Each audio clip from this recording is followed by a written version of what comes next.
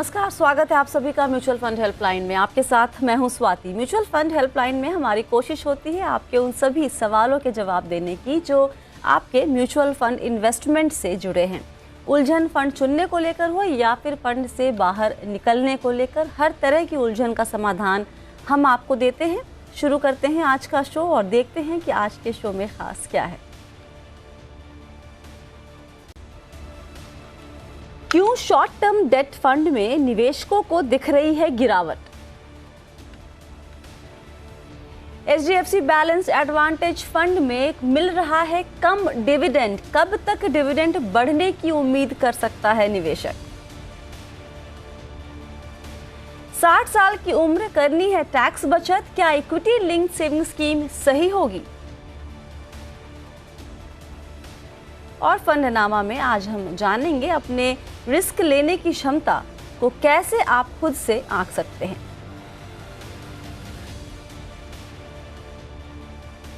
और आपके सवालों के जवाब देने के लिए हमारे साथ स्टूडियो में आज मौजूद है रूंगटा सिक्योरिटीज के सीईओ सुदर्शन रूंगटा। सुदर्शन, बहुत बहुत स्वागत है। शुक्रिया स्वाति। कैसे हैं, कैसा रहा बीते कुछ दिन, कैसे गए आपके? बहुत अच्छे गए, मार्केट काफ़ी एक्साइटिंग है। ओके, बेहतर। सवाल जवाब का सिलसिला हम शुरू कर लेते हैं। हमारे साथ इस वक्त फोन लाइन पर विवेक जुड़ गए हैं। विवेक जी नमस्ते। Hi ma'am, good evening. Good evening to all. कैसे हैं आप विवेक? बिल्कुल ठीक हूँ मैम। कहाँ से बात कर रहे हैं? बेसिकली मैं अभी झारखंड से बात कर रहा हूँ, रांची। अच्छा अच्छा अच्छा। आज सरस्वती पूजा में वहाँ पंडाल वगैरह बैठता है अभी भी? यस मैम, काफी है इधर तो, काफी है। चलिए, बहुत बढ़िया। बताइए क्या जानना चाहते हैं? मैम बेसिकली एक पोर्टफोलियो मेरे फादर का है, उसके बारे में डिस्कशन थी। बता। मेरे फादर 63 के हैं, he is retired person. Okay. तो इन्होंने 2017 में जुलाई में जो अपने पीएफ का अमाउंट था उन्होंने हाइब्रिड डेप्थ फंड पे लगा दिया था जुलाई पे। ओके। किसी फंड मैनेजर के एडवाइस पे। और फाइनली क्या हुआ था कि मार्च 2020 में ये फंड की वैल्यू जो है वो 12 लाख का फंड है, वो 9 लाख पे आ गया था। ओके। एंड इस बीच में वो मंथली सिस्टमैटिक विड्रॉल 9,000 का कर रहे थे। 2020 में मार्च में जब मेरे को पोर्टफोलियो का मैंने चार्ज लिया कि फादर क्या आपने कैसे इन्वेस्ट किया बताओ मुझे, तो आई वाज सरप्राइज टू सी कि 2017 में मार्च में ये फंड की वैल्यू बहुत कम हो गई थी। फिर मैंने मार्च 20 में ये जो डेप्थ जो फंड है मैंने इसको 100% इक्विटी में डाल दिया, इक्विटी हाइब्रिड में डाल दिया। और आज के डेट में ये फंड जो है वो वैल्यू वापस 11.56 तक पहुंच गई है। ओके, थोड़ा सा मैं यहाँ पर भटक गई आपकी बात सुनते सुनते। जब शुरुआत में निवेश किया गया था तो क्या रकम थी?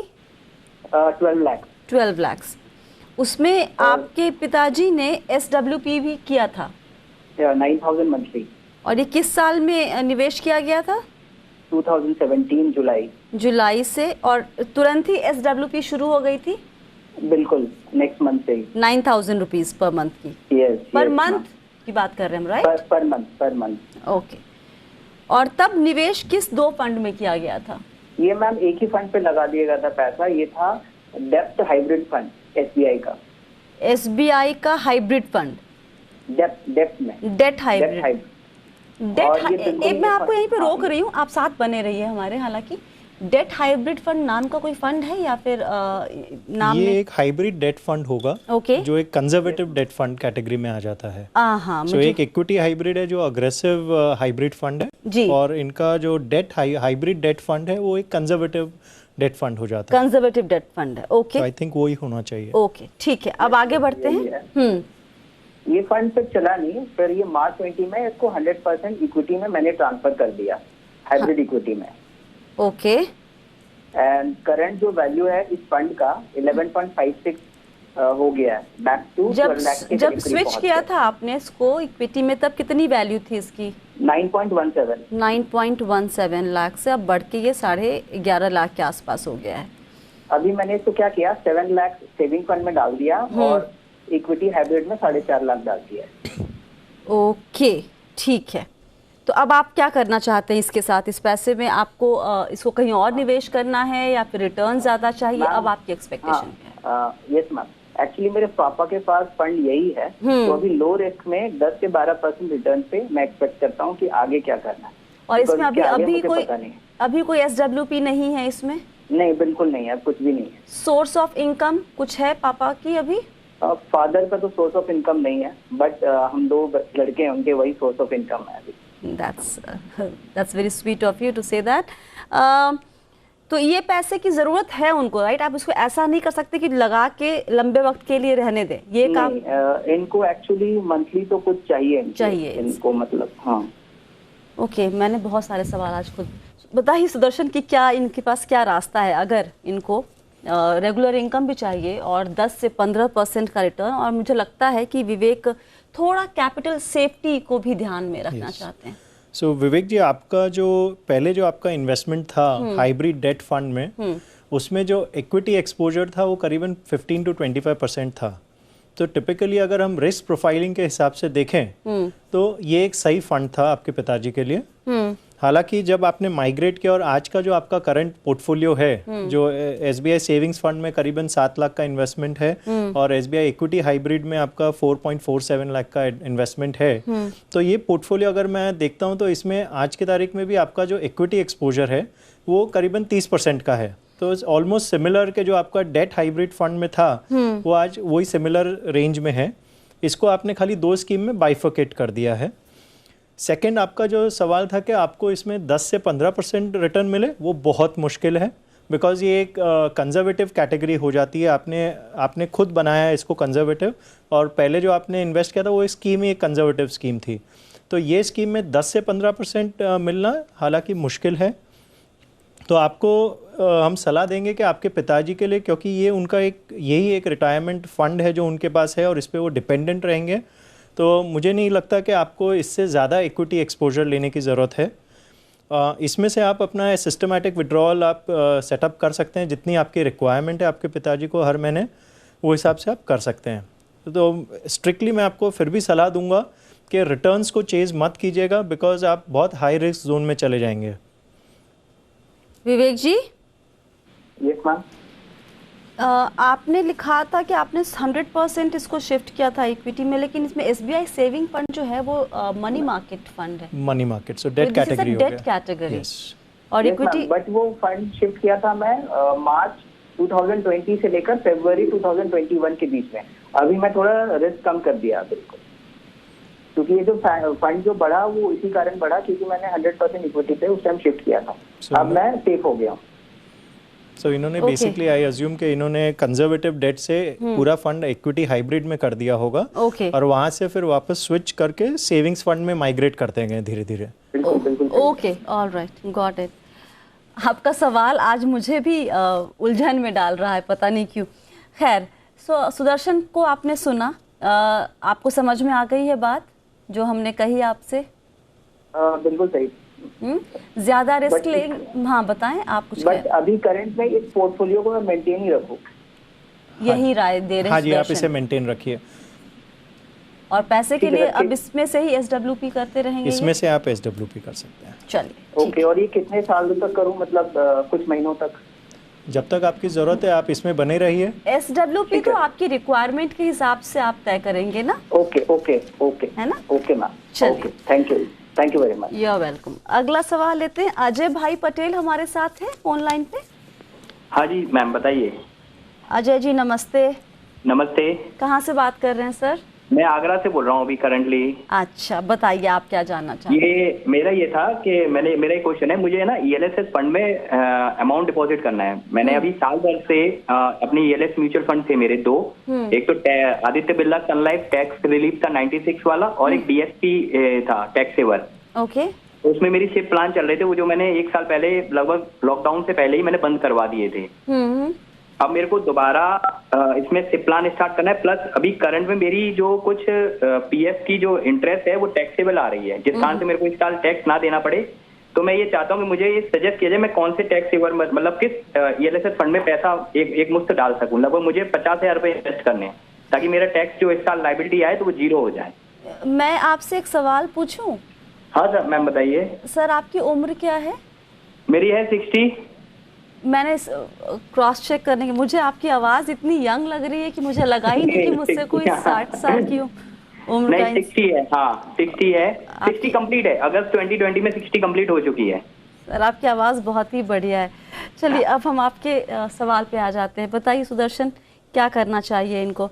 इन्होंने लिखा भी था कि क्या ये राइट टाइम है, क्योंकि बाजार इस वक्त इतनी ऊंचाई पर है, तो क्या इक्विटी लिंक सेविंग स्कीम में निवेश करना सही होगा इस वक्त?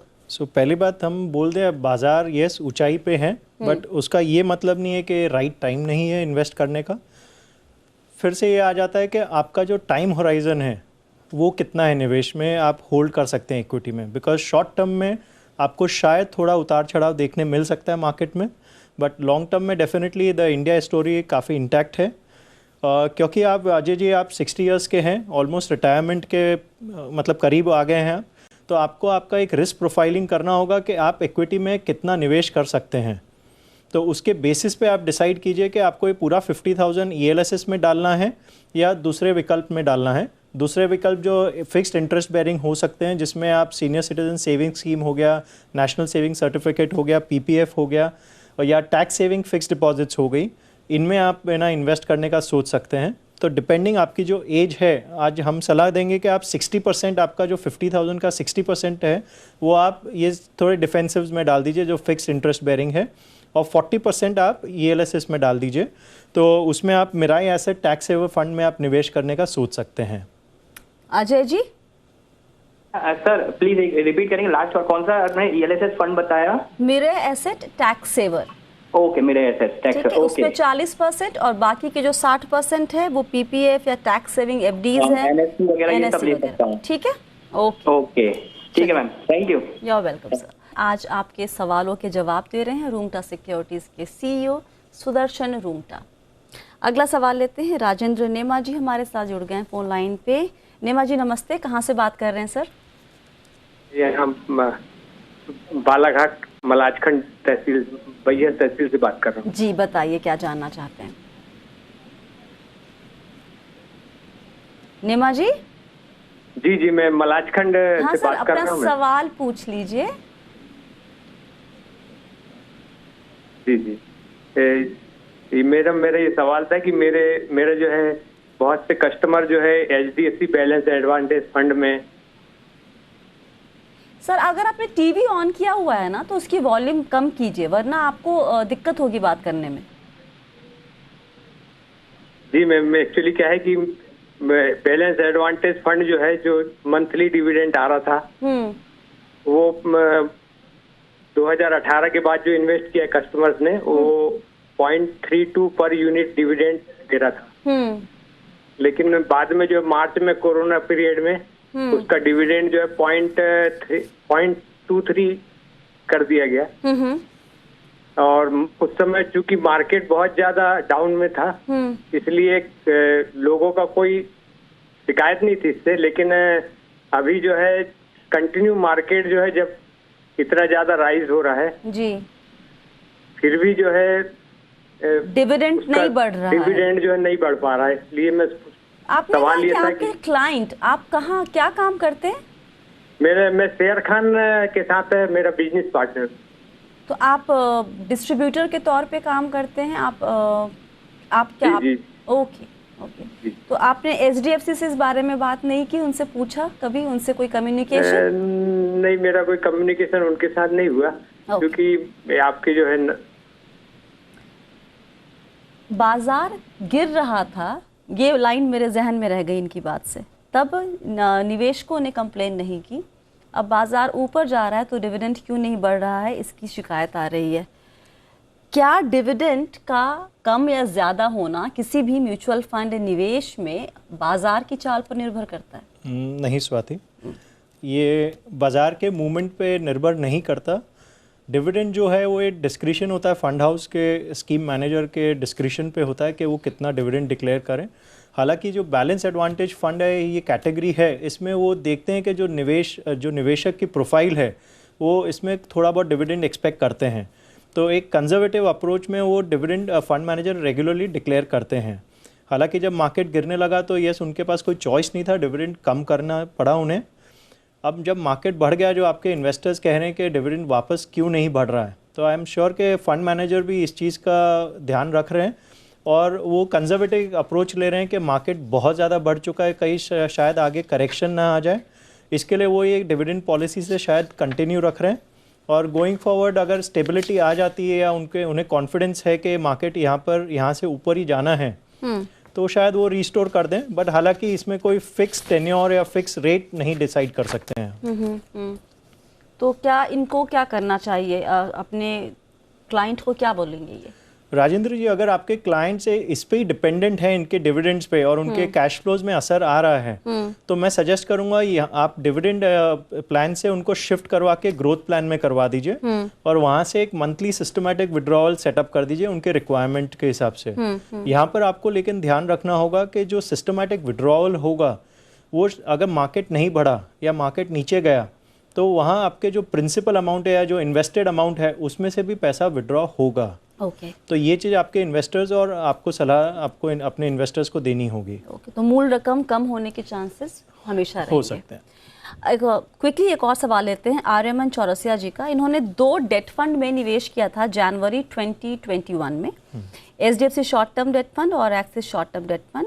1,50,000 रुपए दोनों ही फंड में निवेश किए थे और अब उनको यहाँ पर लॉस दिख रहा है। जानना चाहते हैं कि इसमें बने रहें या फिर इक्विटी में स्विच करें। पहले तो ये सवाल अपने आप में गलत है। आप डेट फंड में लगा रहे हैं, शॉर्ट टर्म डेट फंड में, और आपको स्विच करके इक्विटी में जाना है। इसका मतलब है कि आपके लक्ष्य की क्लैरिटी आपको नहीं है। लेकिन यहाँ मैं आपसे ये जानना चाहूँगी कि एकाएक जैन 3rd या 4th से इन दोनों का चार्ट देखिएगा, HDFC का और एक्सिस का, तो अच्छी खासी गिरावट दिख रही है बेंचमार्क के तुलना में। क्यों एकाएक? ये जो फॉल आया है पोस्ट बजट आया है, बिकॉज जनवरी में फिर भी यहाँ इतनी गिरावट नहीं थी। बजट में फाइनेंस मिनिस्टर ने अनाउंस किया था कि गवर्नमेंट की बोरिंग ये साल बढ़ने वाली है। इसके वजह से बॉन्ड मार्केट्स में थोड़ा प्राइसेस क्रैश हुए थे और क्योंकि यील्ड्स बढ़ गए थे, तो इस कारण से जो डेट फंड्स में नेगेटिव या फ्लैटिश रिटर्न आ गए हैं। और क्योंकि इन्होंने जनवरी में इन्वेस्ट किया है तो इनका पोर्टफोलियो अभी नेगेटिव दिख रहा है इन्हें। हालांकि आरबीआई इंटरवेंशन कर रही है रेगुलरली कि रेट्स को 6% के नीचे स्टेबलाइज कर दे, तो आने वाले दिनों में ये आपको थोड़ा स्टेबिलिटी और पॉजिटिव रिटर्न दिखा सकता है। रहा बात इक्विटी में स्विच करने का, इन्होंने लिखा है कि इनका ये जो इन्वेस्टमेंट्स इन्होंने किया ये अपनी पढ़ाई के लिए किया है, तो डेफिनेटली इसमें इन्हें डेट फंड में ही बने रहना चाहिए। इक्विटी बहुत हाई रिस्क कैटेगरी हो जाएगा और टोटली डिविएट हो जाएगा आपके गोल से। सो प्लीज़ आप इसी में बने रहिए। ओके, चलिए यहाँ पर हम सवाल जवाब का सिलसिला ख़त्म करते हैं और चलते हैं हमारे ख़ास सेगमेंट फंडनामा की तरफ।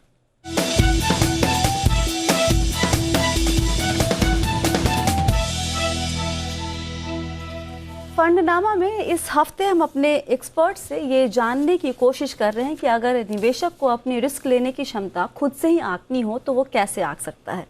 तो पहले तो ये कि हम जो कहते हैं कि रिस्क लेने की क्षमता, इसका क्या मायना होता है? हर एक इन्वेस्टर का एक कैपेसिटी होता है कि वो किस टाइप का रिस्क ले सकते हैं। अभी इक्विटी नॉर्मली हमने देखा है कि लोग इन प्रोडक्ट्स बेस्ड ना रिस्क लेते हैं कि आज ओके क्या अच्छा लग रहा है हम उसमें निवेश कर देते हैं। वो एक बहुत गलत तरीका है इन्वेस्टमेंट करने का। इसमें क्या हो जाता है, आप गलत डिसीजंस ले लेते हैं या आप अटक जाते हैं। तो सही तरीका ये है कि आप पहले अपनी रिस्क प्रोफाइलिंग कर लीजिए कि आपके लिए क्या सूट करता है। ओके, जब हम कहते हैं कि आपको क्या सूट करता है, उसको और थोड़ा क्या हम ब्रेक डाउन कर सकते हैं? यस, तो एक typical basic fundamentals of financial planning ये है कि आप अपनी रिस्क प्रोफाइलिंग कर लीजिए। एक हो जाता है जेनरिक रिस्क प्रोफाइलिंग, जहां आप बोलते हैं कि मैं इतनी रिस्क ले सकता हूँ। उसमें आप सही डिसीजन शायद ना ले पाए, तो इसको हम एक और लेवल पे ब्रेक कर देते हैं कि हम गोल बेस्ड रिस्क प्लानिंग कर लेते हैं। तो इसमें आप आइडेंटिफाई पहले कर लीजिए कि मुझे क्या क्या गोल्स हैं और वो गोल्स अचीव करने के लिए मेरे पास कितना वक्त है। तो उससे आपको आइडेंटिफाई हो जाएगा कि अब मैं इतना रिस्क ले सकता हूँ। और वो जो रिस्क टेकिंग एबिलिटी होगी उसके बेसिस पे आप मार्केट में जाके आइडेंटिफाई कीजिए कि कौन सा प्रोडक्ट आपके रिस्क बेयरिंग कैपेसिटी और आपके गोल्स को अलाइन कर सकता है या अचीव करने में आपकी मदद कर सकता है। उदाहरण देके अगर समझा सके तो बेहतर होगा समझने में। अब जैसे हम लेते हैं एक इमरजेंसी फंड हो गया, तो इमरजेंसी फंड है जिसकी जो एक गोल, वो ऐसा गोल है कि वो कभी भी आपको जरूरत पड़ सकती है, कि उसका कोई टाइमलाइन नहीं है। वो एनी टाइम आपके लिए आपकी रिक्वायरमेंट आ जाएगी, तो उसमें आप इक्विटी रिस्क बिल्कुल नहीं ले सकते।